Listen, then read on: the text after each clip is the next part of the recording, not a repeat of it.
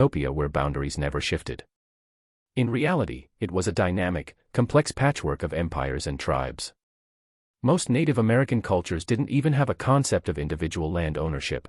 They recognized usufruct rights, which just means the right to hunt, fish, or farm a piece of land for a time.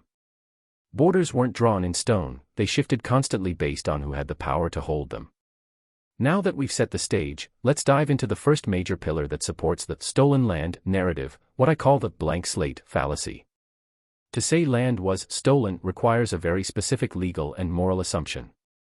It assumes that before the year 1492, the groups living here held a permanent, legally recognized, and exclusive deed to specific, unchanging borders.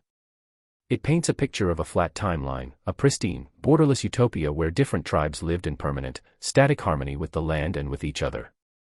But the actual historical record completely shatters this romanticized view. Pre-Columbian America was incredibly dynamic, complex, and frequently bloody. It was a shifting patchwork of expanding empires, migratory tribes, and temporary confederacies. Borders were not drawn in stone, they were written in water. They changed constantly based on resource needs, climate shifts, demographic pressures, and, most importantly, military dominance. To understand why the concept of theft doesn't fit here, we have to look at how indigenous societies actually viewed land. With very few exceptions, such as the highly centralized agricultural empires of the Aztecs or Incas, most Native American tribes did not possess a Western concept of private property. They did not believe that an individual, or even a specific generation of a tribe, could own the physical soil itself forever. Instead, they operated under what legal scholars call usufruct rights. This simply means they believed in the right to use the land. A tribe had the right to hunt the game, fish the rivers, or cultivate the soil in a specific region for as long as they were actively occupying it and had the strength to defend it. If a tribe migrated away, or if a stronger neighbor pushed them out, their claim to that land dissolved.